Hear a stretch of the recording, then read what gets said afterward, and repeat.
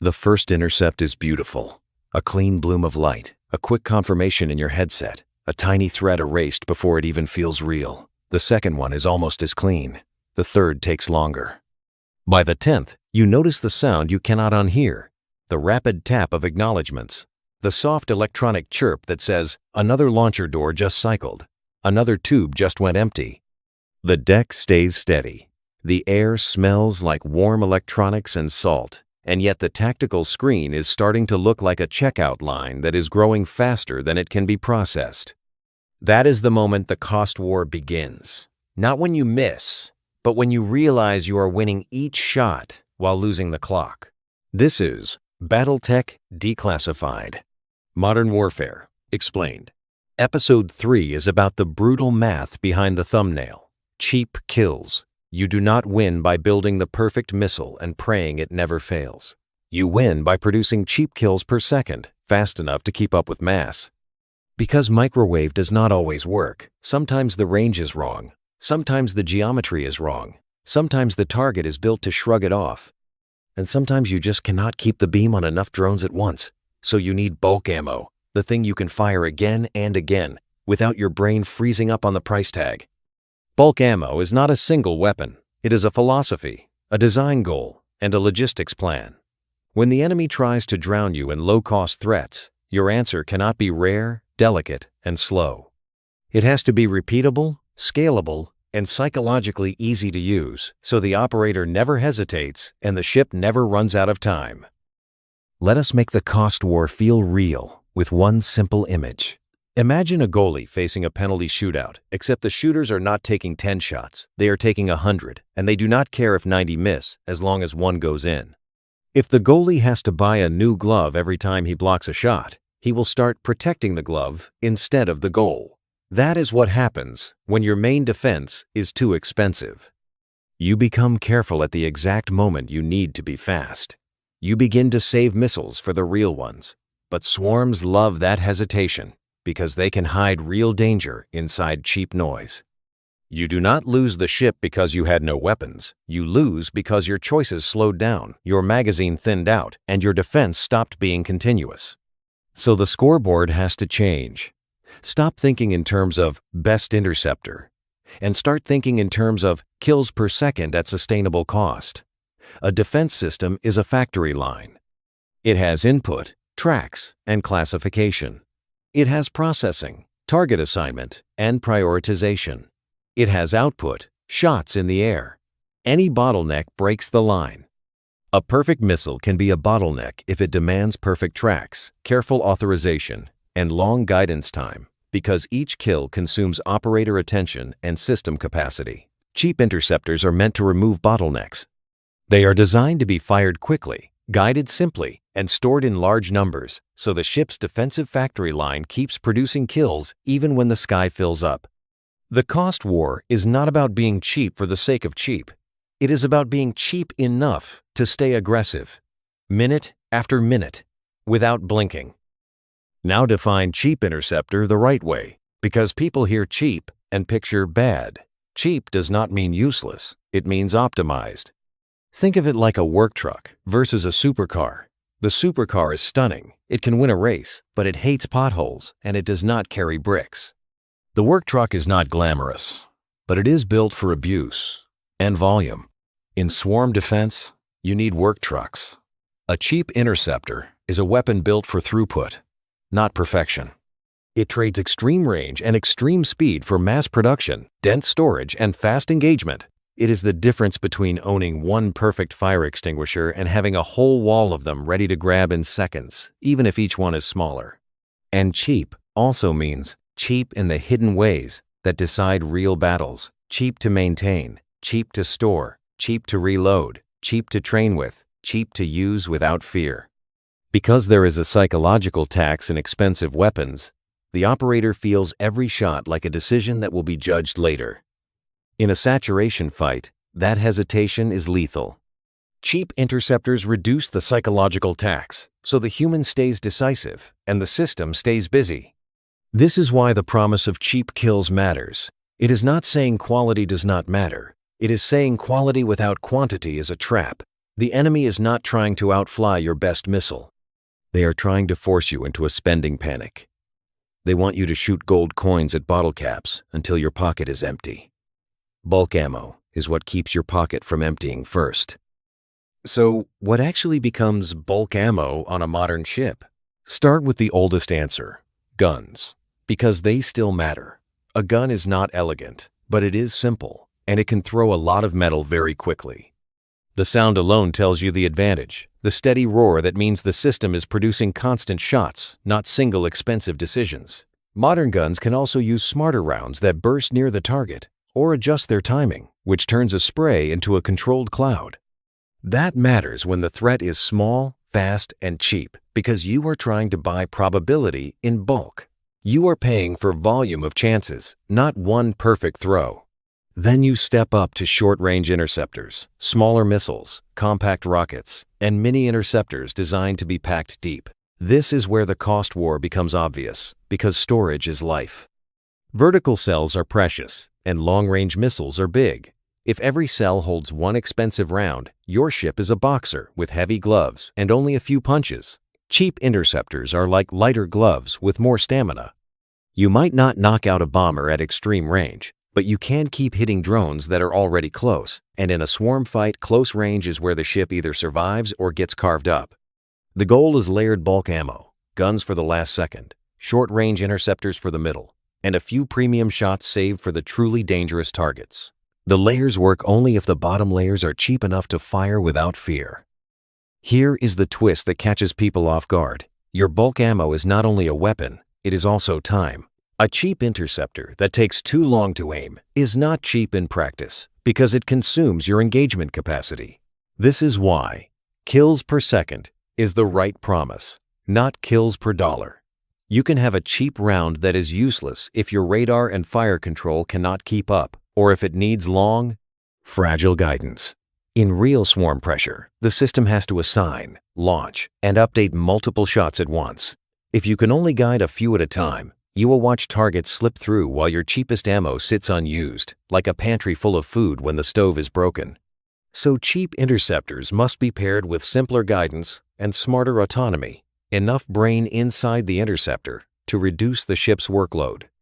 That can mean fire and forget style behavior, mid-course updates that are optional instead of mandatory, or interceptors that can receive coarse cues and refine on their own.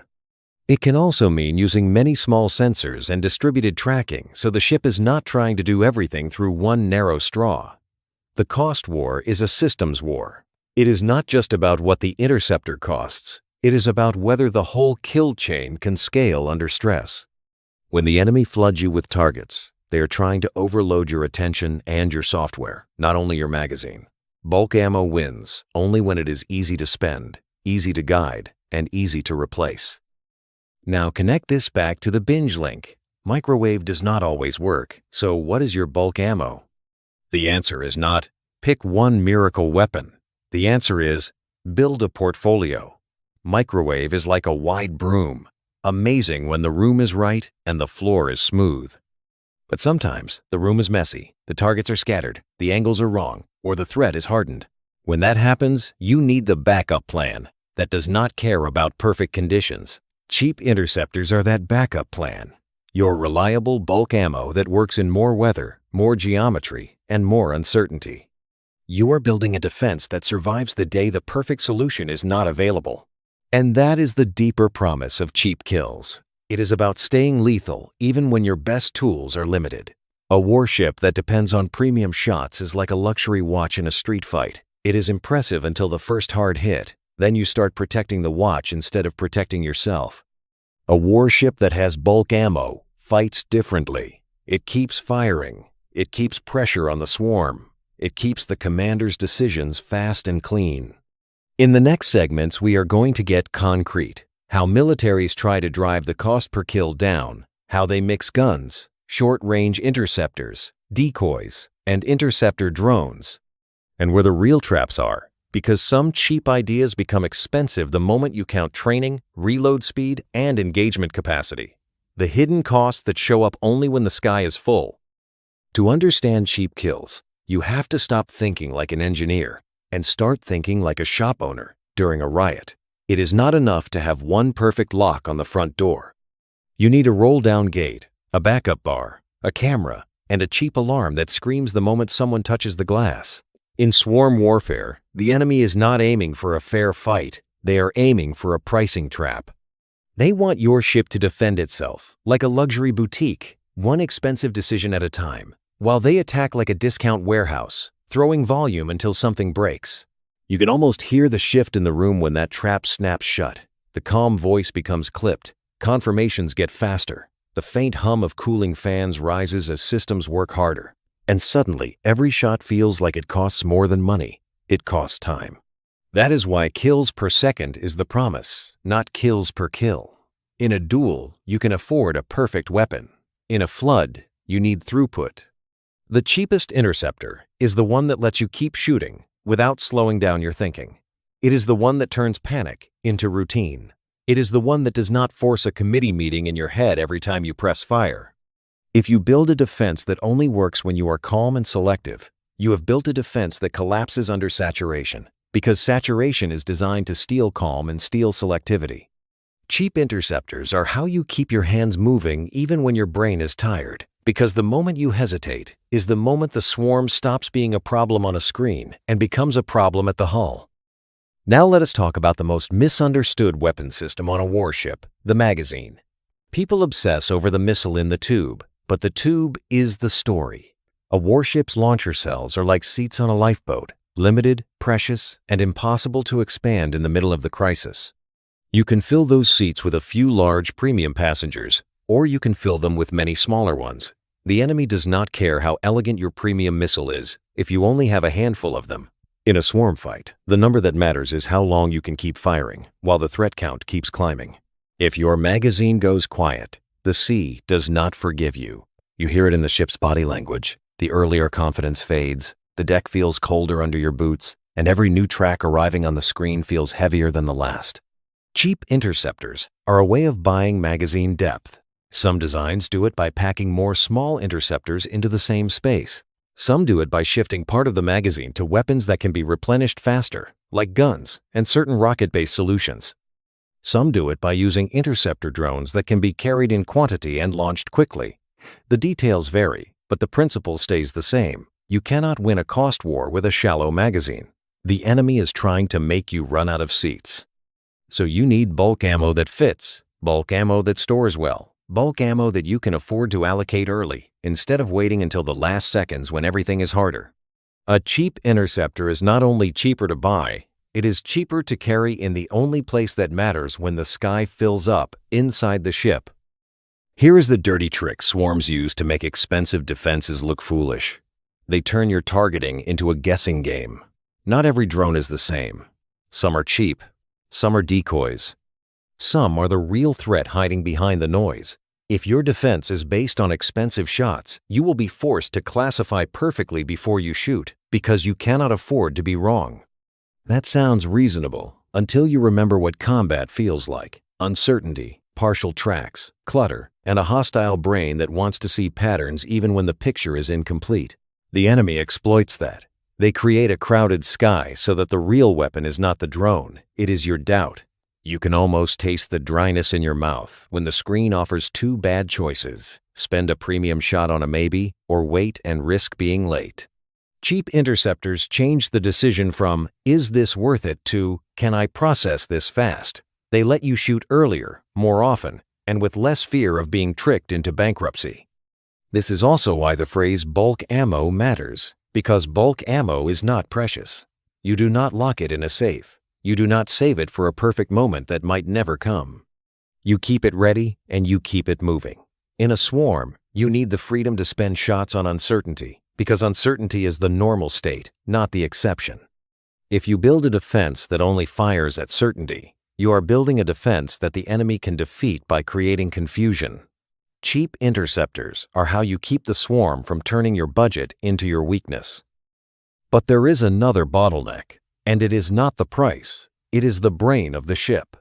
Even if your interceptors are cheap, your system can still choke if it cannot track and assign fast enough. Think of it like having a warehouse full of boxes and only one worker with a scanner. The boxes do not matter if the scanner line becomes the problem.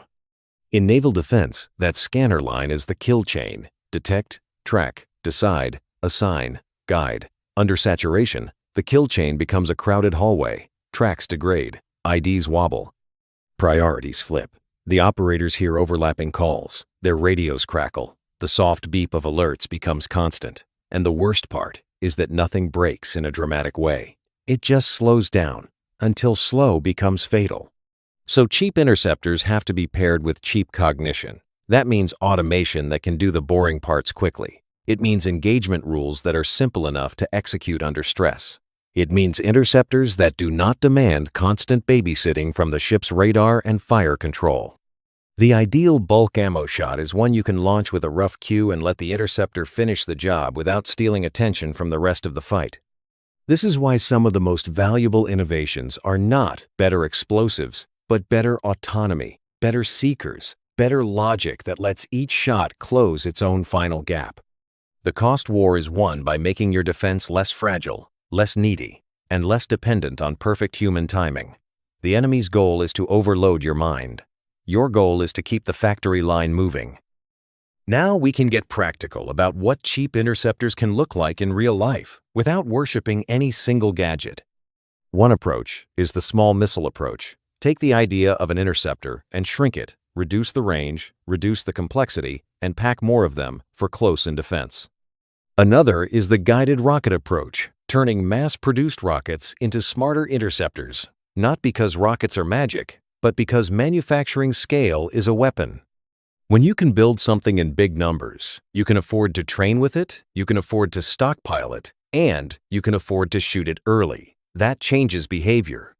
A defense that trains often tends to fight better, not because the weapon is perfect, but because the humans trust it. And trust is a hidden currency in the cost war. If the operators trust the cheap layer, they use it aggressively, and that protects the expensive layer. If they do not, they cling to premium missiles too early and drain them too fast. Cheap interceptors create a buffer, a way to absorb the swarm's first shock without spending your crown jewels. They also create options. You can shoot 2 cheaper rounds at a target instead of 1 premium round, not because that is elegant, but because it keeps your premium shots available for the truly dangerous targets, like the fast sea skimmer. The high-end missile, the thing that can kill you even if only one gets through. The cost war is not anti-premium, it is anti-dependence. Premium weapons are your scalpel. Cheap interceptors are your bandages and your gloves, the items you burn through while saving the scalpel for the moment it is actually needed.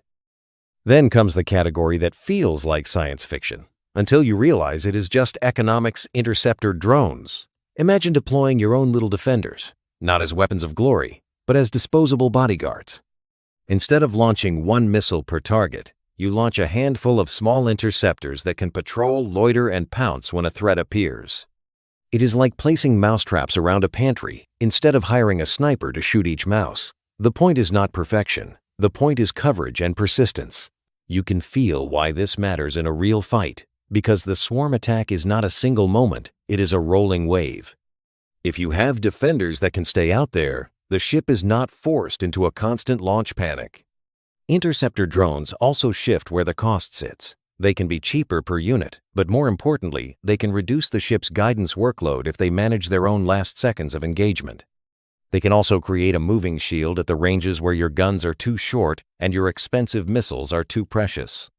But they come with traps, endurance limits, control links, weather, and the uncomfortable truth that a defender drone is still an object you must store, maintain, and command. So the real question is never, are interceptor drones the future? It is, do they increase kills per second without adding new bottlenecks? If they clog your command network or demand constant operator attention, they are not bulk ammo. They are another fragile layer. Bulk ammo has to feel simple, even when the technology is advanced. We also have to address the temptation that always appears in the cost war. Why not just go soft kill? Jamming, deception, spoofing, these are attractive because they feel cheap and clean. No explosions, no reloads, just a switch and the drone falls out of the sky. and sometimes that really works. You can almost hear the satisfaction in a control room when a threat disappears without a shot. The alert tone stops, the radio gets quieter for a breath. But soft kill is not free. Soft kill depends on the enemy's assumptions. It depends on the spectrum being predictable. It depends on your system being able to generate the right effect at the right time. And it depends on the drone not being designed to ignore you. So soft kill is part of bulk ammo, but it cannot be the only bulk ammo. Think of it like a lock and a guard dog. The lock stops casual intruders. The dog scares many away. But if a determined intruder shows up with bolt cutters, you still need a physical barrier. In swarm defense, soft kill can thin the herd, confuse the attack, and buy seconds. Those seconds are priceless, but only if your hard kill layer can actually cash them in. Cheap interceptors are the hard kill cash register. They turn time into kills. They make the swarm pay a physical price for coming closer. The cost war is won by mixing cheap hard kill with smart soft kill, so that when the enemy adapts, you are not left with a single brittle trick. Now zoom out to the part nobody likes to talk about in flashy demos: reloading. In long-form combat, the fight you survive is the fight you can rearm from. A warship can be tactically brilliant and still lose the campaign if it cannot replace its shots fast enough. That is why cheap interceptors is also a logistics doctrine. It is about weapons that can be produced in quantity, moved in quantity, and loaded with less drama. You can feel the difference between a system that is designed for mass and a system designed for prestige. One comes with pallets and routines. The other comes with paperwork and waiting. In a cost war, waiting is a weapon the enemy uses against you. Cheap interceptors also affect training and confidence. If you can afford to fire them in exercises, you can learn what actually works. You can tune your doctrine, and you can remove the hesitation that kills in real fights. If your interceptors are too expensive to practice with, your first real learning happens under real attack, and that is the worst classroom in the world. Bulk ammo is the ammo you can practice with, the ammo you can stockpile, the ammo you can burn through and replace. This is why the perfect missile path is so dangerous. It often creates a weapon that is too rare to be used aggressively. In the cost war, aggressive beats elegant, not reckless, but decisive. Cheap kills per second is a doctrine that produces decisiveness because it is built on repeatable shots that you are not afraid to spend. Let us stitch this together with a scenario that makes the math visceral. It is night. The sea is loud in the background, a steady rush of water against steel. The first warning is not a dramatic siren. It is a tiny cluster of new tracks, low and slow, appearing where the horizon is messy. The ship starts sorting. Some look like decoys, some look like nothing. Then the cluster grows. The swarm is not a single arrow. It is a widening cone. And the cone is designed to force you to shoot at uncertainty. If you respond with premium missiles only, you feel the pressure instantly. Each launch is a weight. Each confirmation is a subtraction. The command team begins to save. And saving is what the swarm wants, because saving creates delay, and delay creates gaps. Now rewind and run it with bulk ammo. The ship responds early with cheap layers. Guns and short-range interceptors start chewing through the front of the cone. The sound is different, less ceremonial, more industrial, like a machine doing its job. Soft kill tries to peel away the weak links. Interceptor drones, if you have them, push the boundary outward and catch leakers before they get close enough to force panic shots. The premium missiles stay quiet, waiting for the true spike. The fast mover inside the noise, the one that matters. That is what winning the cost war looks like. Not one heroic shot, but continuous processing. The swarm is a conveyor belt of threats, and your defense is a conveyor belt of kills. In the next segments, we are going to expose the two biggest failure modes of cheap interceptors: false cheapness and false scale, because the enemy does not need to beat your weapon. They only need to make your cheap layer collapse into the same hesitation you were trying to escape. The first failure mode is false cheapness, the kind of cheap that only exists on a slide deck. On paper, the interceptor is affordable. The unit price looks friendly. The brochure promises quick reloads and simple operation. Then, the real bill shows up.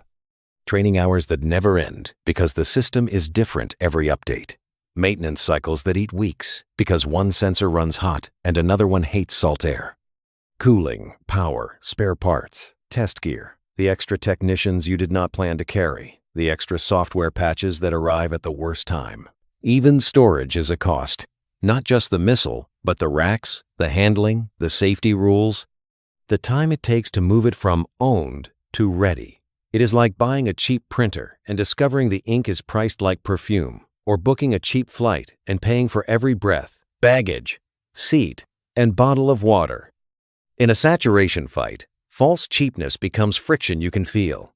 The small pauses that stack up the moment an operator waits for confirmation because the system is finicky, the moment a launcher pauses because it needs a reset, the moment a crew member hesitates because they do not fully trust what will happen after they press fire.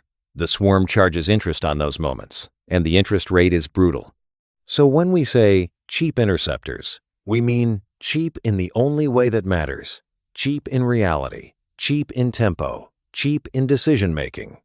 Cheap enough to buy in bulk, store in bulk, practice with in bulk, and fire in bulk without turning every shot into a meeting. Cheap enough that the logistics chain can move them like canned food, not like museum glass. Cheap enough that the system does not create new bottlenecks in crew workload, power budget, cooling, or fragile software dependencies. This is why cost war thinking is uncomfortable, because it forces you to count the invisible stuff, the minutes, the training, the failure rates, the maintenance burden, the human confidence level. The enemy's goal is to shove you into a corner where every option feels expensive, so you slow down and start protecting your good missiles instead of protecting the ship. Your goal is to build a layer that stays simple under stress, because simplicity produces speed, and speed is the difference between a swarm that stays on the screen and a swarm that reaches the hull. The second failure mode is false scale. You build a cheap interceptor, you buy thousands, you celebrate, and then you discover you can only use a small slice of them at the speed the fight demands. It is like filling a supermarket with food and realizing you only have one checkout lane. The shelves look impressive, but the line still gets longer. In swarm defense, false scale shows up as guidance limits, fire control limits, track refinement limits, network limits. Your radar can detect 100 dots, but only a fraction become high-confidence tracks. Your launcher can physically fire fast, but your system can only assign a few engagements at once. Your network can only push updates to a handful of shots. Your operators can only validate so many decisions per minute before the confirmations start overlapping. Nothing is broken. It is worse than broken. It is clogged. The room sounds busier, more alerts, more short calls, less silence, but the output slows down anyway. That is the trap. Abundance of ammo does not matter if the kill chain is the bottleneck. This is where the promise of cheap kills per second becomes a hard requirement, not a slogan. Scale means parallelism, more engagement channels so the ship can fight more targets simultaneously. More automation so the system can do the boring sorting fast, without draining the crew.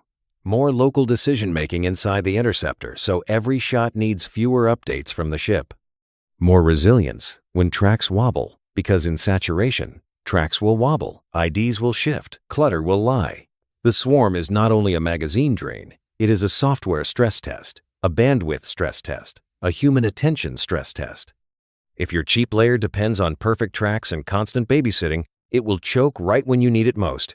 Bulk ammo is not only many shots, it is many shots that the system can actually process at combat speed.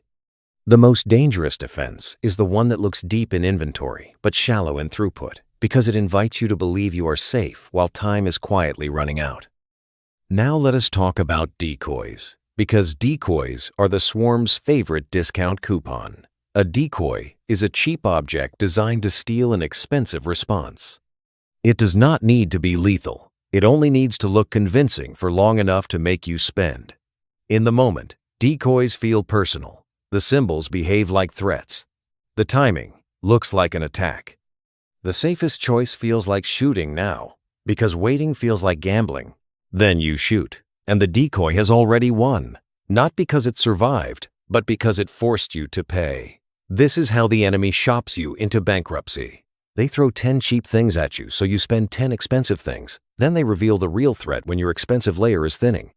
In a cost war, decoys are not a sideshow. They are the main technique because they attack the two resources you cannot print during combat: missiles and certainty. Cheap interceptors are the antidote to decoys, but only if your doctrine supports it. If operators are trained to respond to uncertainty with bulk ammo first, decoys become less powerful. You can spend on confusion without spending your crown jewels. You can also design the kill chain to triage. Use soft kill to probe, jam, spoof, force behavior changes, see what reacts like a cheap drone and what reacts like a guided weapon. Use cheap hard kill to thin the mass early, because thinning early buys you time to classify better. Then reserve premium shots for targets that keep coming fast, keep maneuvering, keep behaving like the thing that can actually kill you. The cost war is fought in your decision tree. Swarms attack your budget, but they also attack your attention, your confidence, your ability to say good enough and keep moving. Bulk ammo gives you permission to make imperfect decisions quickly, then correct, instead of freezing and overpaying. That is how you stop decoys from turning your restraint into hesitation and your hesitation into a breach. Here is an uncomfortable truth about small targets. Sometimes the cheapest kill is not a hit, it is a miss that forces the target to break its plan. Suppression matters. If you can fire often enough, you can disrupt timing, break formations, force drones to detour, and create gaps your other layers can exploit. Think of it like throwing sand into a machine. You are not trying to destroy every gear instantly. You are trying to make the machine lose rhythm. Swarms depend on rhythm. They depend on arriving together, saturating together, confusing together. If you can break that coherence, even partially, you turn one big wave into smaller waves, and smaller waves are easier to process. This is why high-rate systems still matter. They create constant pressure, and constant pressure steals the swarm's ability to execute cleanly. It forces reaction, and reaction bleeds time. This is another reason guns and high-throughput interceptors keep showing up in every serious defense plan. They generate pressure continuously, not in rare, expensive bursts. They make the enemy pay for getting close, even if the payment is not always a perfect one-shot kill. But suppression only works if you can sustain it. If you fire hard for 20 seconds and then go quiet, you have given the swarm breathing room to reorganize, to slide into a better angle, to retime its arrival. Bulk ammo is the layer that can stay active without fear, without rationing, without the operator constantly looking over their shoulder at the remaining count. When your defense has a steady rhythm, the fight feels manageable. When it becomes stop and start, the fight becomes emotional, and emotional fights create bad decisions. Cheap kills per second is not only about saving money, it is about keeping pressure steady enough to shape the battle, because the side that controls rhythm often controls survival. If you built a warship's defense like a household budget, what categories matter? Premium shots, reserved for the rare, high-end threats that punish cheapness. Bulk ammo, for the mass, the daily grind of drones and decoys. Soft kill, for thinning and confusion, because time is a weapon too. Sensors and data fusion, because without a reliable picture, you are swinging in the dark. Then the hidden category that decides whether any of it matters: manufacturing and resupply. The sea feels endless, but your magazine is not. You can be tactically brilliant and still lose the campaign if you cannot replace shots fast enough. A ship that cannot reload at wartime tempo becomes a one-fight asset, a highlight reel that cannot be repeated. That is not strategy, that is a gamble. Cheap interceptors win the cost war, partly because they align with the only industrial advantage that matters: scale. If you can build them in large numbers, you can replace losses, maintain readiness, sustain tempo. This is the boring part of warfare that decides outcomes, not one perfect intercept, but whether you can keep showing up with full magazines month after month. Even the best tactical system becomes strategically weak if it is rare. In the cost war, rarity is fragility. Bulk ammo is a strategic decision disguised as a tactical one. It is choosing a defense you can keep feeding week after week, not a defense that shines once and then becomes a museum exhibit. This is also why the phrase cheap kills is not anti-technology, it is anti-brittleness. You want weapons that the industrial base can support, that the crew can live with, that the ship can sustain. So your defense does not collapse the moment the conflict stops being a single engagement and becomes a long season of pressure. Now connect all of this to the real human experience of saturation. Doctrine sounds clean until your brain is swimming in alerts. Under pressure, people simplify. They fall back to habits. They protect what feels precious. If your defensive layer is expensive and rare, your mind treats it like a family heirloom. You start saving it, even when saving is the wrong move. Your decisions slow down, not because you are weak, but because the cost feels heavy. Every shot starts to feel like it will be judged later, and that thought steals seconds you do not have. The enemy designs swarms to exploit exactly this. They flood you with cheap things so your brain starts acting like an accountant at the exact moment it needs to act like a fighter. That is the psychological ambush inside the cost war. Cheap interceptors are a way of hacking psychology back in your favor. They make the correct action easy to repeat. They make early engagement feel acceptable. They keep the operator from freezing over the price tag. Bulk ammo is doctrine that respects human limits, because no crew can hold perfect judgment for hours, not in noise, not in fatigue, not when the picture is incomplete. A system that requires perfect judgment is a system that fails in real combat. A system that allows good enough judgment at high speed is how you survive long enough to make the few critical perfect decisions that actually matter. That is why training matters so much here. If you can afford to train with your bulk ammo, you build trust. Trust speeds up action. Speed keeps the kill chain moving. This is not glamorous, but it is real. The best defense is often the one that keeps the crew calm enough to keep acting, because calm is not a mood, calm is a resource, and cheap layers help you protect it. At this point, you might ask, if cheap interceptors are so important, why not make everything cheap? Because there are threats that punish cheapness. A high-end missile, a fast sea skimmer, a maneuvering weapon, a hardened target. These are moments where premium performance buys survival. This is why the right model is a portfolio. If you have ever heard an investor like Warren Buffett talk about not putting all your money into one fragile bet, this is the same logic. You do not want one perfect defense that fails when conditions change. You want layers that cover different risks. Bulk ammo handles the mass cheaply, so your premium layer is preserved for the rare, deadly events. If you spend premium shots on cheap targets, you are doing the enemy's job for them. If you rely only on cheap shots against premium threats, you are gambling with your ship. So, the winning structure is simple. Bulk ammo first, premium shots reserved, soft kill constantly working in the background, sensors feeding a reliable picture, automation keeping the factory line moving. That is how you turn a swarm into a manageable workload instead of a psychological trap. It is also how you make microwaves and lasers useful without making them your only lifeline. Directed energy is amazing, but it is not always available. Weather, geometry, power limits, hardening, all of it can steal your perfect tool at the worst time. Bulk ammo is the insurance policy. It keeps you lethal when the perfect tool is limited by reality. This portfolio approach is the difference between a defense that collapses when one layer has a bad day and a defense that keeps producing kills even when conditions are ugly, uncertain, and stressful. Let us build a quick checklist that separates real bulk ammo from a fancy side project. First, does it increase kills per second, not just kills per dollar?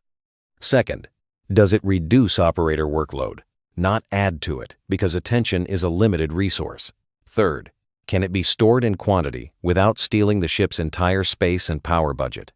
Fourth, can you train with it regularly so the crew trusts it and uses it early? Fifth, can you replenish it at wartime tempo, meaning the factory can build it, the logistics chain can move it, and the ship can load it without drama?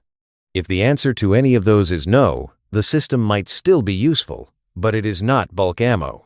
It is a specialty tool, and specialty tools do not win saturation fights alone. This checklist sounds boring, but boring is how you survive. Swarm warfare punishes glamour. It punishes rare, precious solutions. It rewards systems that behave like industrial equipment, reliable, repeatable, and scalable. The enemy's swarm is not a masterpiece. It is a production line of threats. Your defense has to be a production line of kills. That is why cheap kills is more than thumbnail text. It is a doctrine that forces you to respect throughput, logistics, and human psychology at the same time. If you want a single-sentence test, ask this: does this system keep working when the crew is tired and the picture is messy? If it needs perfect conditions, it is not bulk ammo. Bulk ammo is the layer that stays useful when everything is imperfect, because imperfect is the normal state of war. Now bring it back to the binge link. Microwave does not always work, so what is your bulk ammo? The answer is, bulk ammo is whatever still functions when everything is imperfect, when the air is wet and power budgets are tight, when C clutter is ugly and low targets blur into noise, when the data link drops for a moment, when tracks wobble and IDs shift, when decoys mix with real threats and you cannot afford certainty before you act, when the crew has been awake too long and nobody has patience for a delicate system that needs perfect handling. Bulk ammo is the layer that keeps producing kills anyway. You can hear the difference between survival and collapse. In one case, the defense has rhythm, a steady pattern of engagements that keeps thinning the wave. In the other case, you hear gaps, delays, resets, and the growing silence of a magazine that is running dry. This is also where cheap interceptors protect directed energy. If microwaves and lasers are your powerful tools, bulk ammo is what keeps you alive while those tools are repositioning, cooling, retargeting, or simply not getting the conditions they need. It turns directed energy from a single point of failure into a multiplier. It keeps your defense layered. Layered defense is how you stop a swarm from turning your ship into a math problem you cannot solve fast enough. Directed energy can be the broom that clears a section of the sky, but bulk ammo is the mop that keeps cleaning when the broom cannot reach. When you combine them, you do not have to pretend one system is perfect. You accept reality, build redundancy, and keep kills per second high even when one layer has a bad minute. That is what a cost war-proof defense looks like. Not one silver bullet, but a set of tools that keep working when the day turns ugly. So here is the final takeaway of episode. You win the cost war by designing a defense that is psychologically easy, logistically sustainable, and tactically scalable. Perfect missiles are not the villain. They are the scalpel. But if your entire plan depends on scalpels, you will run out of hands, and you will run out of time. Cheap interceptors are your bulk ammo, the thing you can fire without flinching, fast enough to keep up with mass. The promise is simple: cheap kills per second. That is what keeps the conveyor belt moving when the enemy tries to flood the system. The enemy does not need to outsmart your best weapon. They only need to make you hesitate, then make you empty, then send the real threat through the gap you created by rationing. And here is the question to keep in your head as the credits roll. If you were defending a ship tomorrow, what would you invest in first to raise kills per second, more cheap interceptors, better automation in the kill chain, or a stronger soft kill layer to thin the swarm before it reaches weapons range? Drop your answer below, because the future of naval warfare will not be decided by the most beautiful intercept. It will be decided by the side that can afford to keep killing when the sky stops being a duel and becomes a factory line.